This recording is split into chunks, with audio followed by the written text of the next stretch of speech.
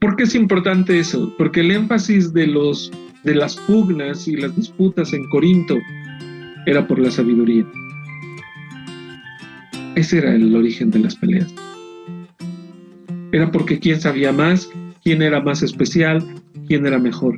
El apóstol Pablo les dice: yo no les hablé de eso. No les hablé de eso. Hola, ¿qué tal? Muy buenos días. Espero que estén bien y gozando de las bendiciones de nuestro Señor. Hoy, 7 de febrero, pues les damos la más cordial bienvenida a todos y cada uno de ustedes, especialmente a nuestros hermanos de la Iglesia Bautista Misionera Bethesda, que nos siguen directamente a través del Facebook, pero también a nuestros hermanos que ven las predicaciones en otro, de manera diferida, y también, pues bueno, para todos aquellos que lo hacen sin ir a alguna iglesia. Les queremos pedir que, bueno, le pedimos a Dios, perdón, que ustedes puedan tener pues bendiciones del Señor y que puedan estar bien. En esta ocasión, el estudio que tendremos de la palabra de Dios está en 1 Corintios 2:1. No sé, supongo que el estudio estará un poco más corto hoy, ya me dirán al final, pero quise abordar un tema que me parece importante del apóstol Pablo. Así que pues continuaremos con nuestro estudio de 1 Corintios y también pues queremos pues primeramente orar para que Dios pueda bendecir el estudio, para que cada uno de ustedes pueda tener bendición de parte del Señor.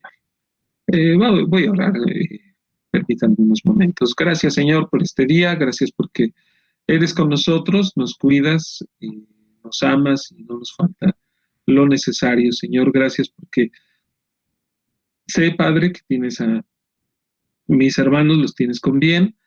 En medio de esta crisis, de este problema mundial que tenemos, sabemos también, Padre, que pues tú, Señor, a tus hijos los cuidas y, Padre, pues estamos en tus manos.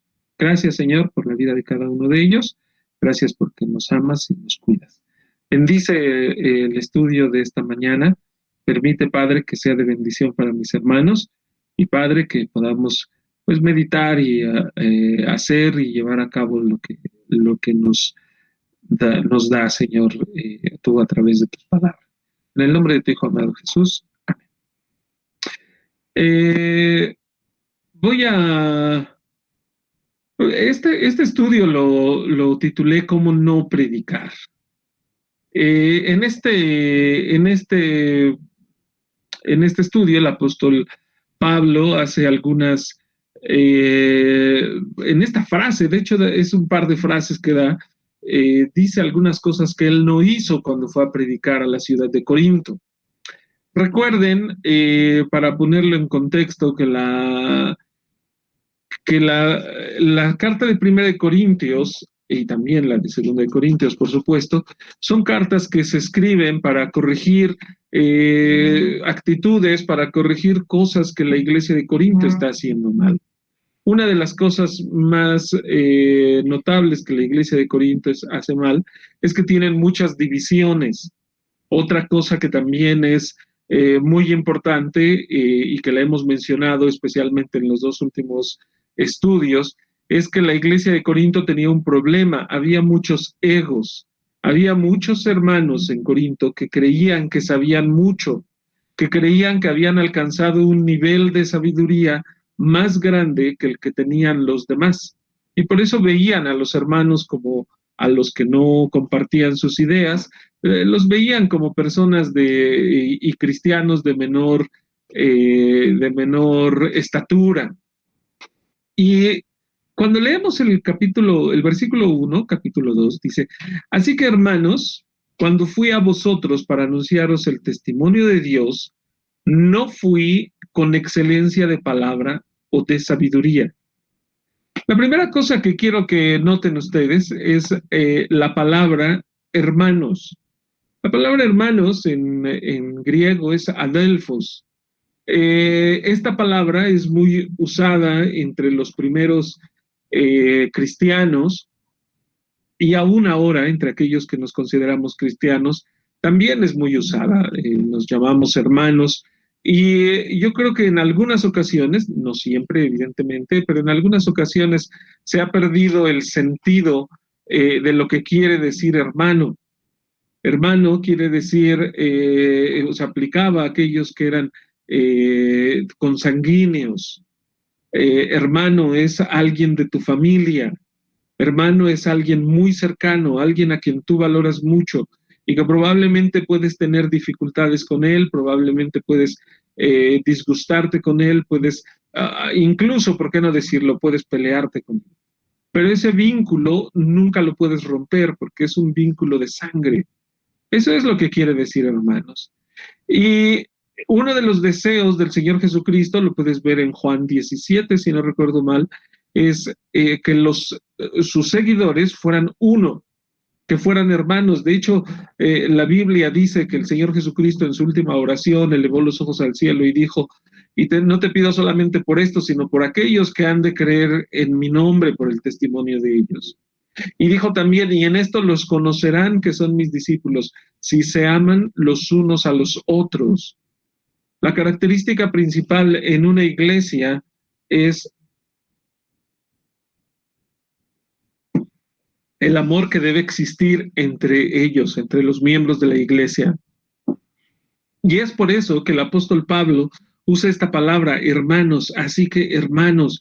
Cuando el apóstol Pablo usa esta palabra, él intenta que ellos reconozcan que el apóstol Pablo tiene un vínculo especial con ellos, tiene un vínculo de hermandad. Y ese vínculo de hermandad que tenía el apóstol Pablo no era un vínculo cualquiera. Por lo siguiente, el apóstol Pablo inició la iglesia de Corinto. Como el apóstol Pablo inició la iglesia de Corinto, él conocía, si no a todos, él conocía a la mayoría de los cristianos de Corinto. Cuando tú has iniciado una iglesia, normalmente se guarda una relación especial con ellos. Es muy difícil no tener esa relación personal con estos hermanos. Y el apóstol Pablo tenía esa relación personal con ellos. Por eso es que el apóstol Pablo se atreve a corregirlos, pero también en esa corrección, en esas palabras fuertes hacia ellos, la primera cosa que dice cuando siguen este discurso es hermanos.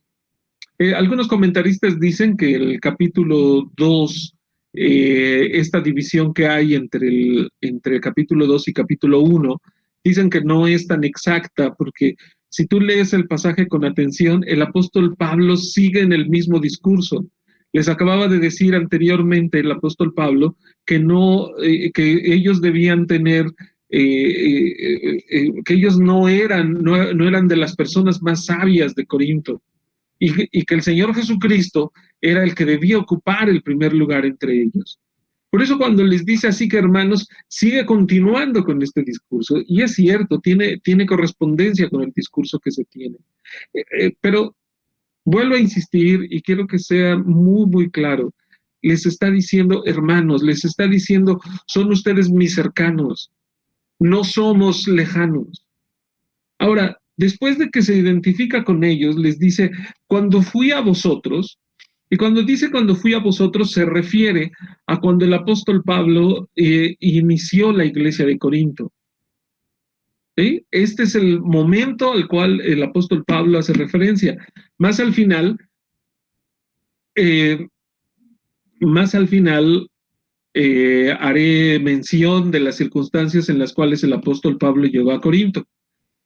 En este momento lo único que quiero que sepas y quiero que fijes en tu mente es eso.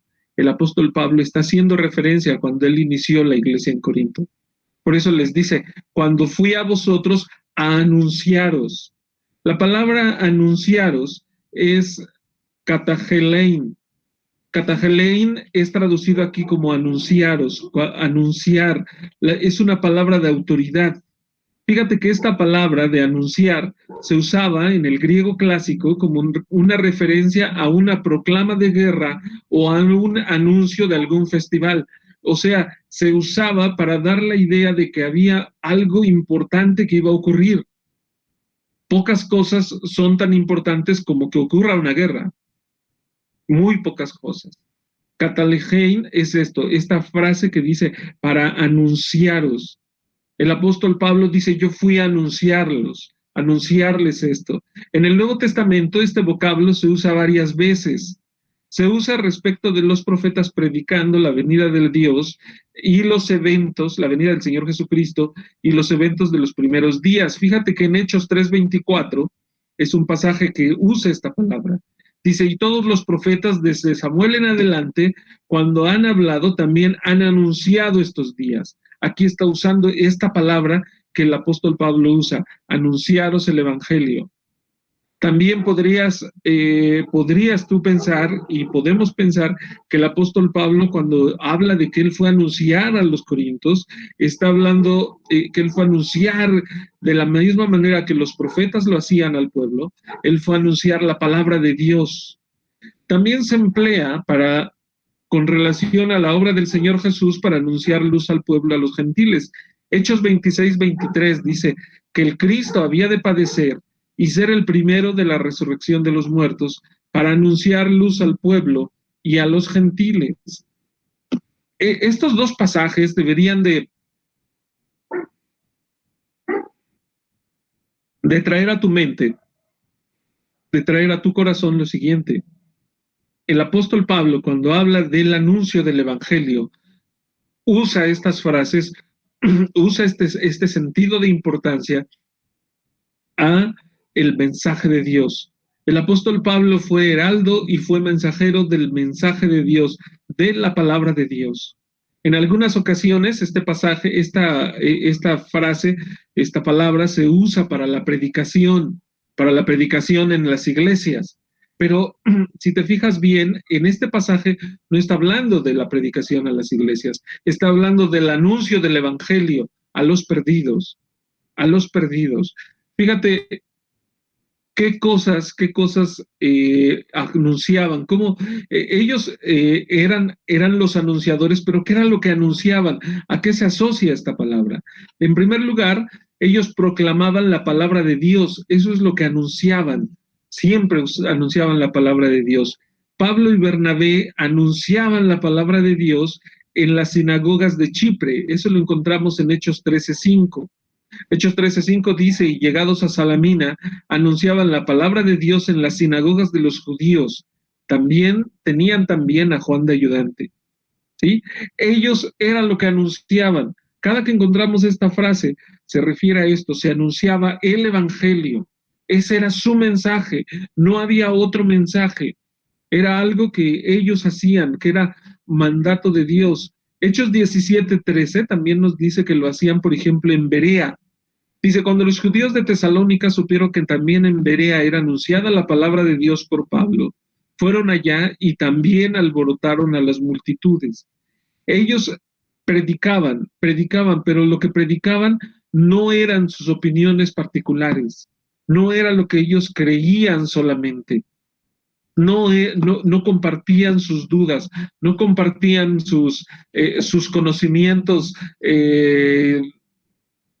en las diferentes áreas en las cuales ellos pudieran haber sido especialistas.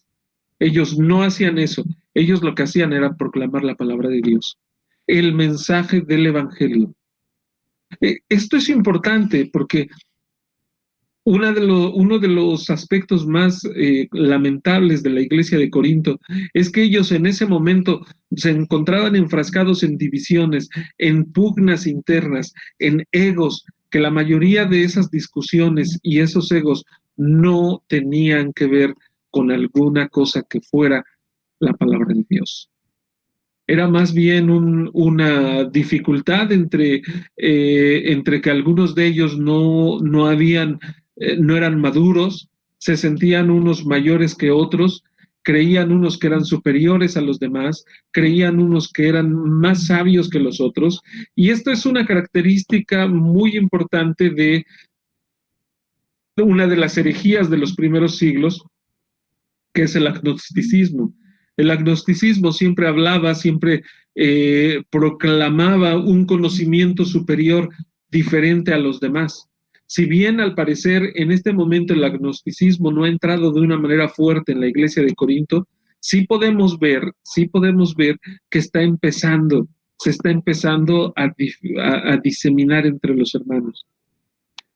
Lo que sí vemos del apóstol Pablo es que él pone un alto claro, inmediato, a cualquier tipo de división, a cualquier tipo de separación entre los hermanos y a cualquier tipo de mensaje que no fuera el mensaje del Evangelio, que no fuera el mensaje de Dios.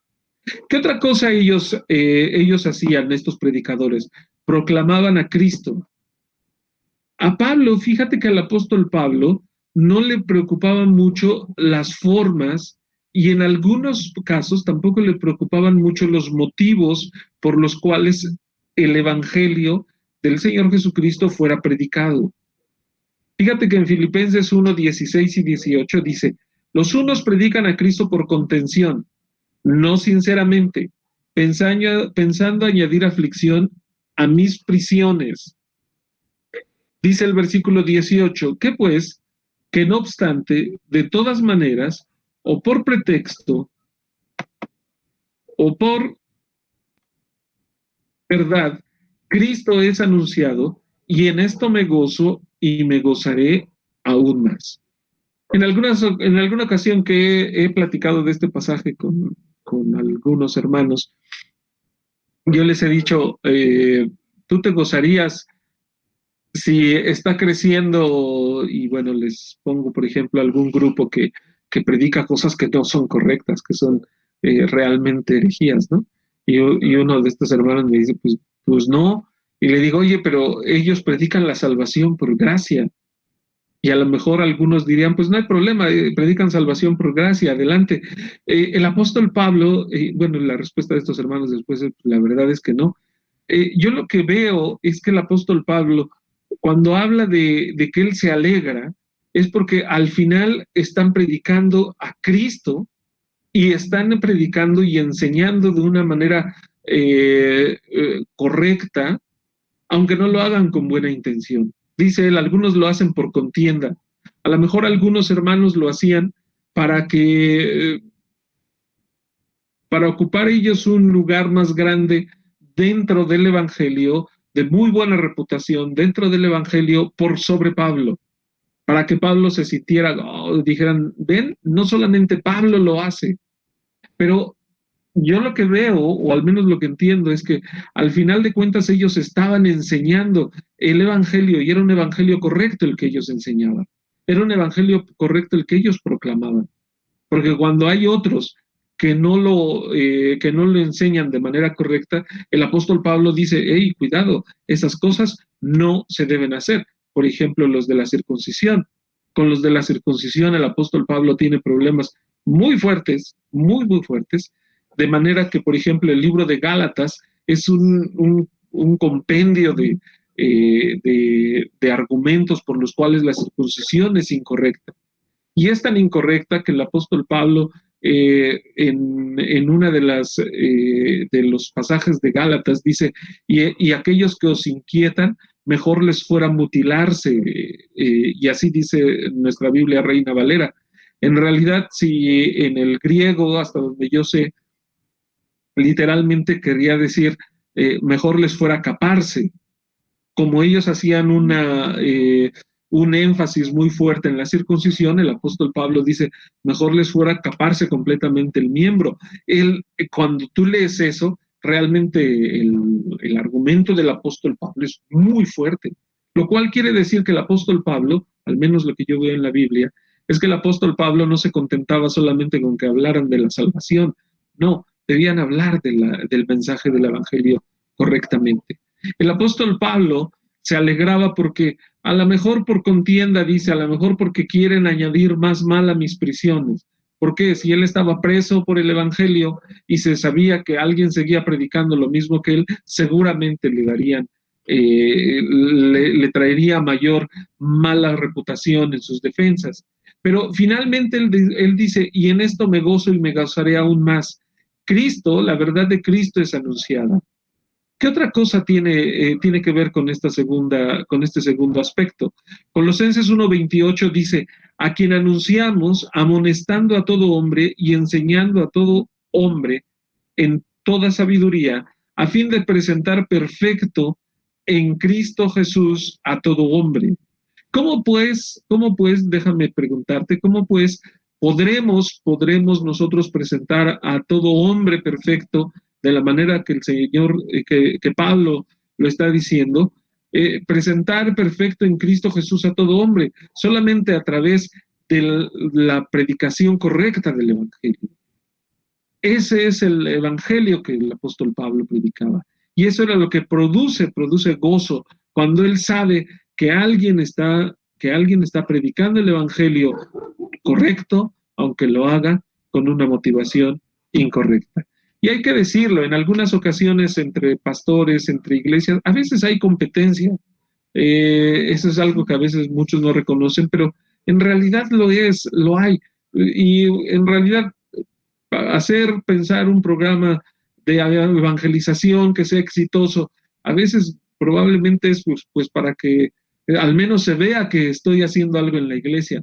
Bueno, aunque fuera por esa razón, si se proclama el Evangelio de una manera correcta, que se haga, que se hable del Evangelio, diría el apóstol Pablo. El tercer punto de qué era lo que proclamaban, qué era lo que anunciaban, era proclamaban a través de Jesús la resurrección de entre los muertos, la esperanza de que un día iban ellos a morir y iban a estar delante de la presencia de Dios. Hechos 4:2 dice, resentidos de que enseñaban al pueblo y anunciasen en Jesús la resurrección de entre los muertos. El mensaje de nosotros como predicadores debería ser anunciar la derrota de la muerte. ¿Sabes que para nosotros los cristianos, los hijos de Dios, la muerte no debería ser un motivo de dolor? De hecho, de acuerdo a la Biblia, y el apóstol Pablo lo dice, si no recuerdo mal, en Efesios 1:21, cuando dice, porque para mí el vivir es Cristo y el morir es ganancia. ¿Por qué? Porque en realidad nuestra predicación, nuestra enseñanza es que este mundo es pasajero, que nosotros somos extranjeros en este mundo. Hablar de extranjeros a gente que vive, por ejemplo, en la iglesia donde Bethesda, donde estoy pastoreando, pues todos, que yo sepa, no tenemos ningún extranjero. Entonces, hablar de este pasaje, que somos extranjeros, hablar de esta idea que no pertenecemos al mundo, pues cuesta un poco de trabajo, porque no es tan sencillo entender lo que es vivir en el extranjero hasta que no vives en un lugar como extranjero. Y no es lo mismo ir de vacaciones, puedes ir de vacaciones un mes, 2 meses, pero tienes tu boleto que te lleva de regreso a tu tierra en 2 meses. Entonces, todavía no entras en esa fase en la que por cierto le pasa a todas las personas. Cuando alguien se cambia de país, llega al lugar, está muy contento los primeros meses, pero hay un momento después del tercer mes que, que todo, puede ser incluso antes, que todo empieza a ser diferente, extraño a él, y que todas las cosas que antes disfrutaba, encontraba graciosas, le parecían muy bonitas, esta persona, a pesar de que esté a gusto en ese lugar, a pesar de que esté muy, muy contento, pasa por un momento en el que comienza a molestarle todas estas cosas. Ese es un sentimiento muy fuerte cuando tú no te sientes a gusto en el lugar donde a veces podríamos decir has elegido vivir. Eso es ser extranjero. Eso es ser extranjero. Que cuando todos te hablan de sus recuerdos de niñez tú volteas y los ves y dices, ¿y estos de qué hablan? Esa debería ser nuestra actitud en este mundo. Esa debería ser nuestra actitud cuando convives con las personas que no aman a Dios. No deberías de sentirte identificado con ellos, porque tú eres un ciudadano del reino de los cielos y tú estás solamente de paso por este mundo. Y un día, cuando tú y yo muramos, estaremos en la patria celestial. Yo creo que a veces, y debo decirlo por mí, no estoy hablando de nadie más, a veces hacemos un énfasis grandísimo en la vida que debemos dar, en el testimonio que debemos dar en esta tierra. Y nos enfocamos en nuestra prédica, en nuestro énfasis de enseñanza, nos enfocamos en este mundo y pocas veces hacemos conscientes a los hermanos que cuando muramos estaremos mejor.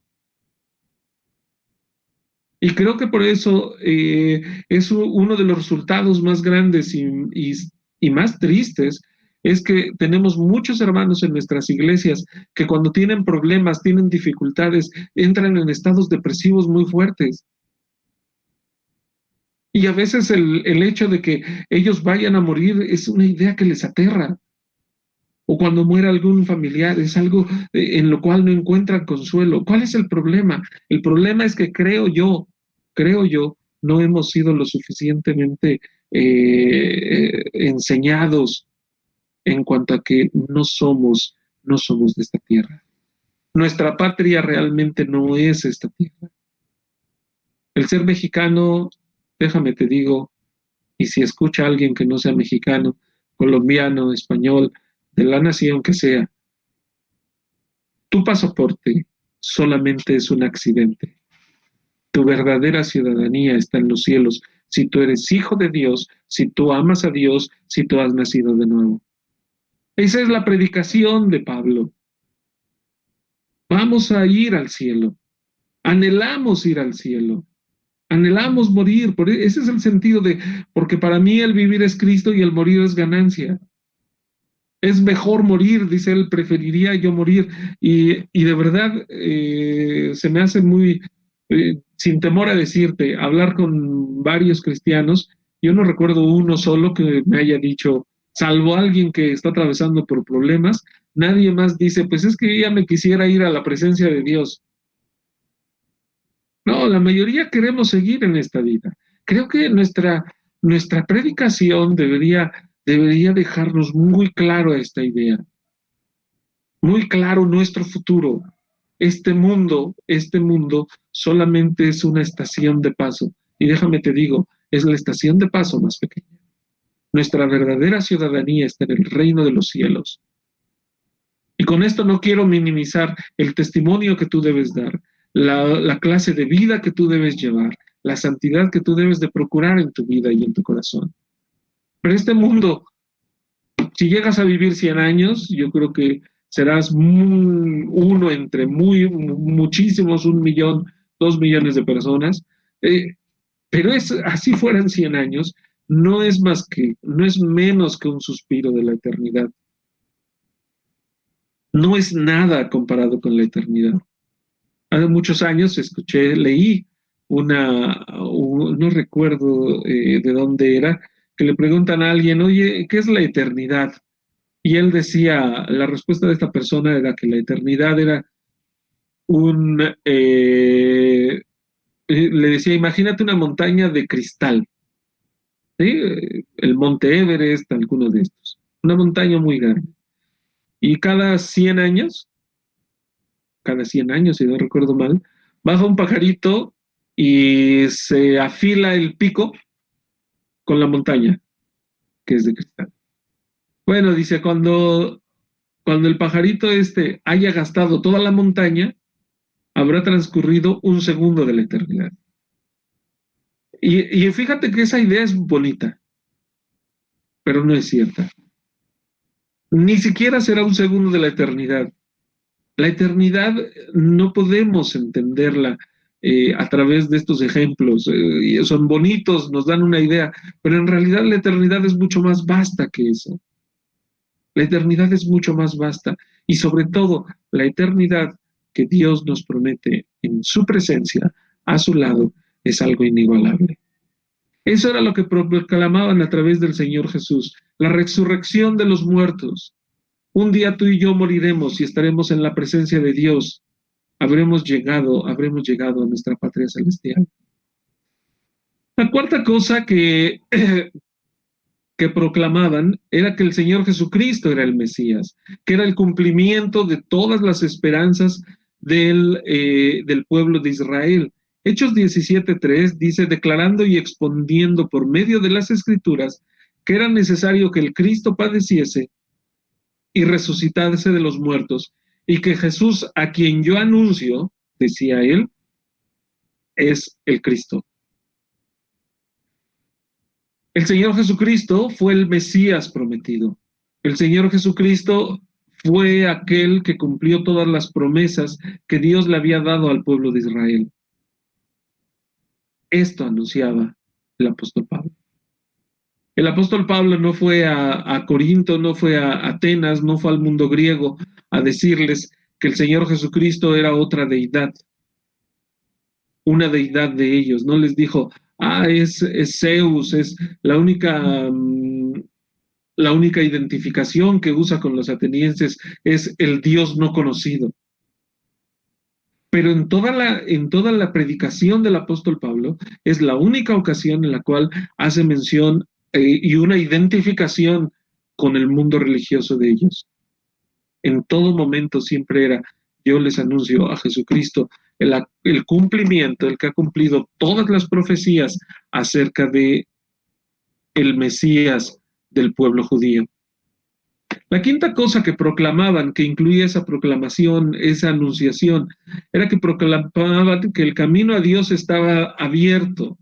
Es decir, que todo lo que los hombres habían buscado siempre, pero nunca habían encontrado, estaba a través del Señor Jesús. Hechos 17:23, hablando de los atenienses, dice, porque pasando y mirando vuestros santuarios, hallé también un altar en el cual estaba esta inscripción, al Dios no conocido, al que vosotros adoráis, pues sin conocerle, es a quien yo os anuncio. Fíjate que esta frase a mí, bueno, este episodio en el cual el apóstol Pablo habla del Dios no conocido, el apóstol Pablo está citando una leyenda, una historia ateniense, que habla de que en un momento en Atenas pasaba por un hambre brutal, por una calamidad muy fuerte. No recuerdo si era hambre y peste o peste y hambre, pero era algo parecido. Estaban muriendo muchas personas en Atenas, muchísimas personas. Y dice que los atenienses, como eran muy religiosos, habían ido a un lado, habían adorado a todos sus dioses, habían adorado, les habían puesto ofrendas y no se había calmado la calamidad que tenían. Entonces ellos fueron a ver al oráculo de Delfos. El oráculo de Delfos, quienes han estudiado un poco de historia griega, pues era una persona que siempre les decía qué hacer y qué no hacer. Todo el mundo iba y lo consultaba. Ellos van al oráculo de Delfos y le preguntan por qué razón seguimos teniendo esta calamidad si ya le pusimos ofrenda a todos los dioses. Todos los dioses ya los ofrendamos, nadie nos ha respondido. Y dice, esta historia ateniense dice que el oráculo de Delfos les dice, le han dado ofrendas a todos, pero existe un Dios que es superior a todos los dioses. Y ese Dios no tiene nombre. A ese Dios es al que ustedes deben adorar. Dice la historia ateniense que le dieron ofrendas a ese Dios y se acabó la calamidad que tenía. Es notable, iba a decir curioso, no sé si es la palabra adecuada, pero es notable la simetría, el paralelismo, iba a decir, perdón, de repente me gana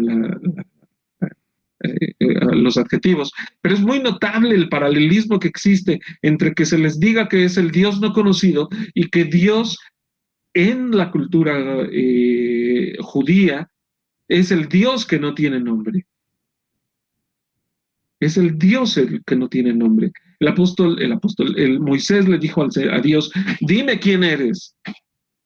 Y Dios responde Dios responde diciendo, yo soy el que soy, y le pone las 4 letras, el tetragrametón creo que se llama, las 4 letras, que incluso esas 4 letras, que no eran literalmente en ese sentido, al parecer no eran el nombre de Dios, lo que sí hace cada judío cuando llegaba a esas letras, incluso hasta ahora, no leen esas letras. Dicen el Señor, Adonai. Llegan a esas frases porque nadie conoce el nombre de Dios. Eso me pone a pensar, hay muchas culturas, no solamente muchas historias, no solamente en los griegos, que cuando estudias un poco siempre hablan, tienen una cantidad de dioses, una tropa celestial, déjame decirlo así, muy grande, pero siempre en medio de todo esto, siempre hay alguien, hay una deidad que es superior a todos ellos. Cuando he tenido oportunidad de leer un poco de culturas que no son grecolatinas, y especialmente culturas que no son de un trasfondo cristiano como el nuestro, judeo-cristiano, nunca dejo, y leo este tipo de cosas, nunca dejo de pensar en el libro de Eclesiastés, si no recuerdo mal, la frase que dice, porque Él puso eternidad en sus corazones. Dios puso eternidad en nuestros corazones. En los ambientes misioneros a eso se le conoce como puentes culturales. Dios no se ha dejado sin testimonio en cualquier lugar y en cualquier cultura. Y eso debe ser un ánimo para que nosotros podamos compartir el Evangelio, aunque las culturas parezcan cerradas, aunque las culturas parezcan que no reconocen a Dios. Dios se ha cuidado de dar su testimonio en ellos. Eso era lo que proclamaba el apóstol Pablo. Aquel que ustedes no conocen, a ese Dios no conocido, a ese les anuncio yo. A ese que están buscando y no hallan, a ese les anuncio yo. También y evidentemente se proclamaba el Evangelio, las buenas nuevas. Eso es el punto 6 de la proclamación. Se proclamaban las buenas nuevas. Primera de Corintios 9:14 dice, así también ordenó el Señor a los que anuncian el Evangelio, que vivan del Evangelio. A los que anuncian el Evangelio. Evangelio quiere decir buenas nuevas. ¿Cuáles eran las buenas nuevas? El camino a Dios está abierto. El acceso a Dios está abierto.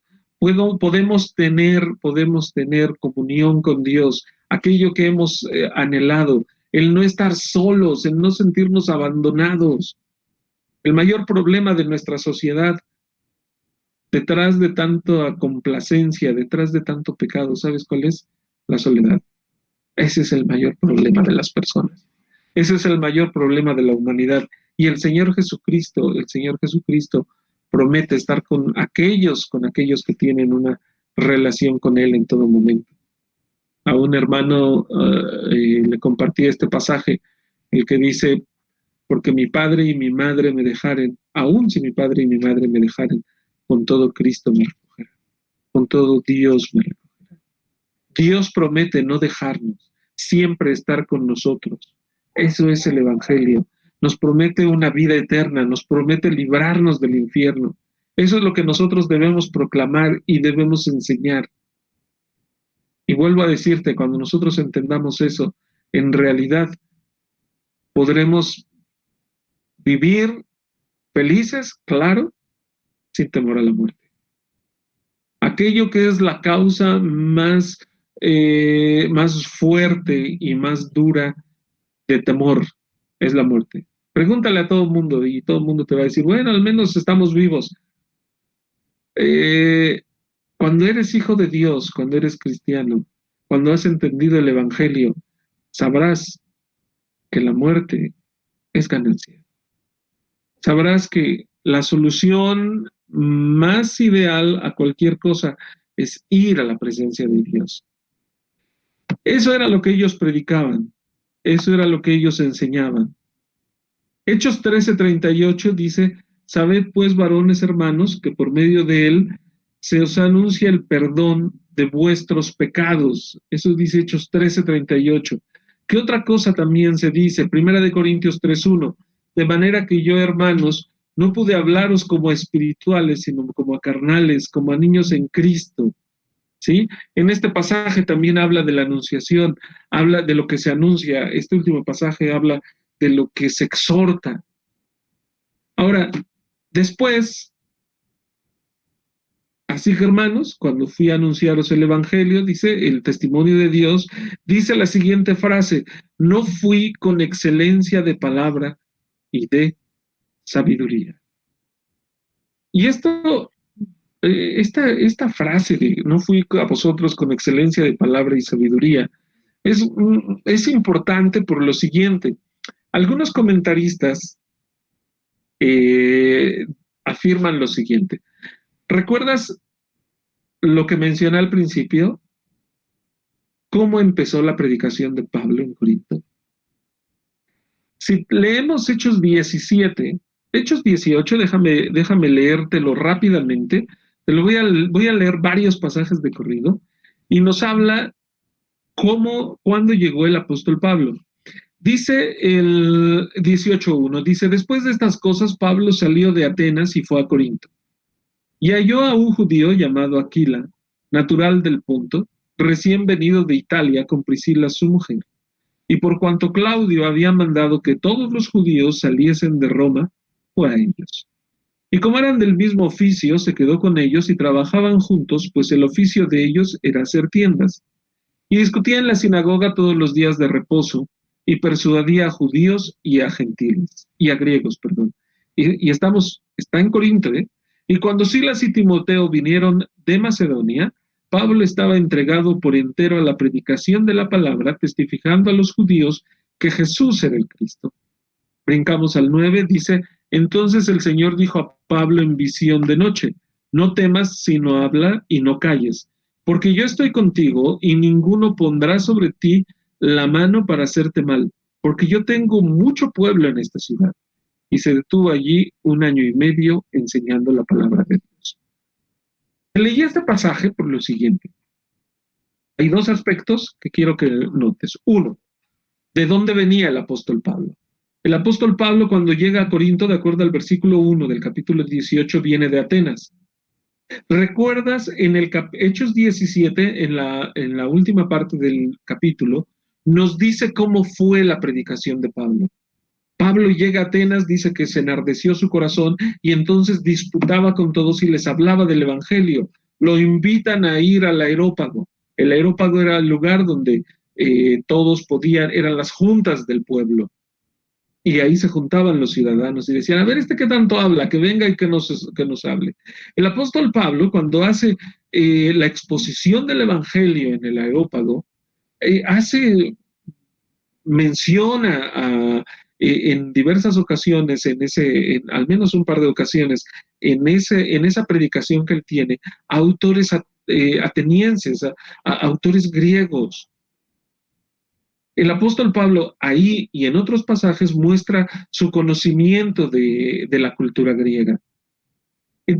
Y cuando tú terminas de leer cómo él dice que todos lo están escuchando y cuando él les habla de la resurrección del Señor Jesucristo, entonces empiezan a burlarse de él y lo echan, le dicen, estás loco. Y el apóstol Pablo sale de ahí, pero dice que solamente menciona a dos personas que aceptan el Evangelio. Dionisio, el Areopagita, y ahora no recuerdo el nombre de la mujer que menciona. Pero fíjate, no se menciona que haya habido una iglesia en Atenas. Y de ahí él se mueve a Corinto. ¿Y recuerdas qué es lo que dice? Dice, y me propuse, dice, no fui con excelencia de palabras y de sabiduría. El apóstol Pablo hace gala de palabras y de su elocuencia, de lo que él sabía de la cultura griega en Atenas. Y cuando llega a Corinto, él dice, yo propuse no saber nada de sabiduría ni de discursos. Si no recuerdo mal el versículo 2, dice, me propuso solamente saber proclamar a Cristo crucificado. Por esta razón, algunos dicen que el apóstol Pablo, cuando viene de Atenas a Corinto, viene un poco desanimado. Y en el versículo 2 al 5 encontramos algo importante. El apóstol Pablo encuentra dos colaboradores que fueron de mucha ayuda durante muchos años, Aquila y Priscila. Dios, a través de ellos, que eran de su mismo oficio también, le dio la oportunidad de compartir el Evangelio. Si recuerdas, en Hechos 17, en Atenas, no nos habla que el apóstol Pablo estuviera predicando con alguien. Estaba él predicando solo, pero aquí en Corinto está predicando con dos personas que son de su mismo oficio. Parece ser que Aquila y Priscila ya eran cristianos. Y cuando empiezan a colaborar con Pablo, ellos de alguna manera se comprometen aún más y trabajan de una manera muy, muy fuerte en la proclamación del Evangelio. Y otro aspecto que dicen, por el cual dicen que seguramente el apóstol Pablo tenía temor, es por lo que dice el versículo 9 del capítulo 18. Entonces el Señor dijo a Pablo en visión de noche: no temas, sino habla y no calles.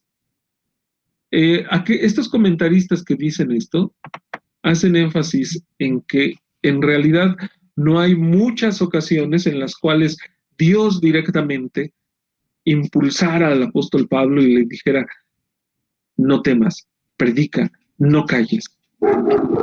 ¿Por qué es importante eso? Porque el énfasis de las pugnas y las disputas en Corinto era por la sabiduría. Ese era el origen de las peleas. Era porque quién sabía más, quién era más especial, quién era mejor. El apóstol Pablo les dice: yo no les hablé de eso. No les hablé de eso. No fui con excelencia de palabras ni sabiduría humana. ¿Cómo debemos nosotros predicar a las personas? Creo que deberíamos seguir el ejemplo del apóstol Pablo. Es importante conocer, evidentemente que sí. Claro que necesitamos conocer más acerca de la palabra de Dios. Necesitamos conocer acerca de nuestro mundo, evidentemente, porque si no, difícilmente podremos hablar del Evangelio. Pero ¿cuál debe ser el énfasis de nuestra predicación? El Señor Jesucristo. No la sabiduría humana, no los logros que cada uno de nosotros pueda tener.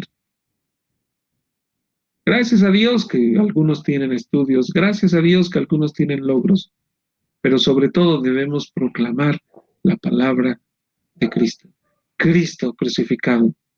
Debemos hablar del testimonio que Dios ha dado a nuestras vidas, de cómo Dios ha transformado nuestros corazones. No hay mayor poder de Dios demostrado en este mundo que cómo ha transformado personas, cómo ha traído personas al Evangelio, cómo ha cambiado vidas. Ese debería ser el énfasis en nuestra predicación. Deberíamos anunciar, como el apóstol Pablo anunció el Evangelio. Debemos hacerlo exaltando a Cristo, exaltando la obra redentora del Señor Jesús. Y por sobre todas las cosas debemos hacerlo para honra y gloria de Dios. Vamos a orar para pedirle al Señor que Él nos dé sabiduría para poder hacer la voluntad del Señor de una manera correcta, que prediquemos de una manera correcta, que no nos perdamos en la paja, que prediquemos realmente al Señor Jesús. Vamos a orar. Bendito Dios, te damos gracias porque tú eres bueno con nosotros, Señor, y estoy seguro que la predicación y el Evangelio que hemos recibido, Señor, pues ha sido el correcto, Padre, porque nuestras vidas han sido cambiadas. Permite, Padre, que nosotros hagamos lo mismo, Señor. Que nuestra predicación, nuestra anunciación a las personas sea la correcta. Que no nos perdamos en artificios, en planes, en tantas cosas, Padre, que a veces hacemos énfasis. Permite, Padre, que nosotros podamos enfocarnos en el Evangelio de Cristo, en el poder transformador tuyo, a través de tu Hijo Jesús. Que nos centremos, Padre, en hablar, Padre, en darle esperanza a la gente, esa esperanza que tenemos, que el día que nosotros muramos estaremos en la presencia de Dios. Para nosotros también, el vivir seas tú, sea tu Hijo Jesucristo, y el morir sea ganancia. Permite, Padre, que no amemos tanto este mundo, que no lo amemos tanto como te amamos a ti. Ayúdanos, Señor, en medio de este tiempo, a hacer luz en medio de las tinieblas. Ayuda también, Señor, a nuestra iglesia a unirse como hermanos, Señor. Que podamos unirnos de una manera correcta, que podamos ser apoyo unos a otros, que como iglesia te honremos y te glorifiquemos. En nombre de tu Hijo amado Jesús. Amén. Muy bien, muchas gracias. Dios les bendiga. Hasta luego.